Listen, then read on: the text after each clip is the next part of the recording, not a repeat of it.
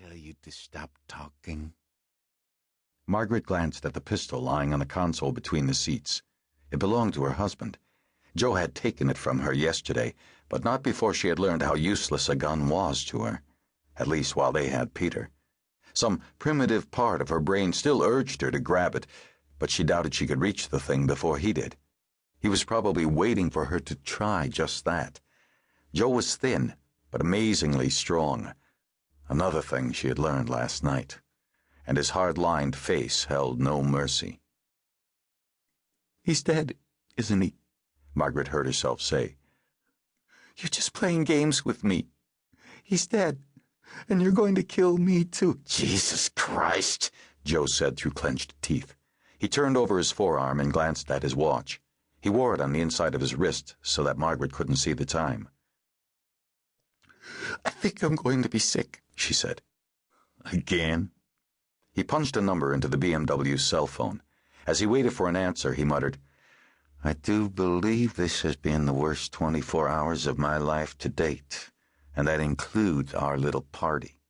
She flinched. "Hey," he said into the phone. "You in your spot?" "Okay. Wait about a minute, then do it." Margaret jerked erect, her eyes wide, searching the nearby cars. "Oh, my God! Peter! Peter!" Joe picked up the gun and jammed the barrel into her neck. "You've come this far, Maggie. Don't blow it now. You remember what we talked about?" She closed her eyes and nodded. "I didn't hear you." Tears rolled down her cheeks. I remember." 100 yards from Margaret McDill's BMW, Peter McDill sat in an old green pickup truck, his eyes shut tight. The truck smelled funny.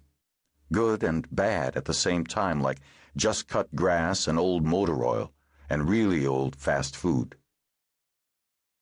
"You can open your eyes now."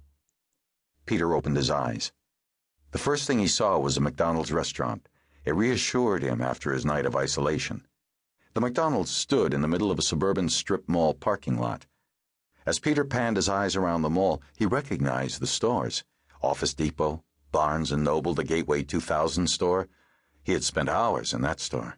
It was only a few miles from his house. He looked down at his wrists, which were bound with duct tape.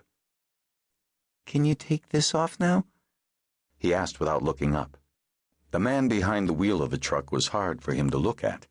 Peter had never seen or heard of Huey Cotton before yesterday, but for the last 24 hours he had seen no one else. Huey was 6 inches taller than his father and weighed at least 300 pounds. He wore dirty mechanic's coveralls and heavy plastic glasses of a type Peter had seen in old movies, with thick lenses that distorted his eyes. He reminded Peter of a character in a movie he'd seen on the satellite one night when he sneaked into the home theater room, a movie his parents wouldn't let him watch. The character's name was Carl, and the boy who was Carl's friend in the movie said he sounded like a motorboat. Carl was nice, but he killed people too. Peter thought Huey was probably like that. "When I was a little boy," Huey said, peering thoughtfully through the windshield of the pickup, "those golden arches went all the way over the top of the restaurant. The whole place looked like a spaceship." He looked back at Peter, his 2 big eyes apologetic behind the thick glasses. "I'm sorry I had to tape you up. But you shouldn't have run. I told you not to run." Peter's eyes welled with tears. "Where's my mom? You said she was going to be here." "She's going to be here. She's probably here already." Through the heat shimmering off the asphalt, Peter scanned the sea of parked cars, his eyes darting everywhere, searching for his mother's BMW. "I don't see her car." Huey dug down into his front coverall pocket.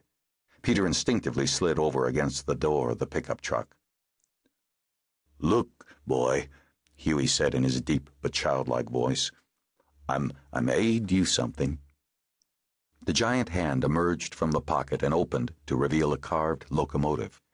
Peter had watched Huey whittling for much of the previous afternoon, but he hadn't been able to tell what Huey was working on. The little train in the massive palm looked like a toy from an expensive store. Huey put the carving into Peter's bound hands. "I finished it,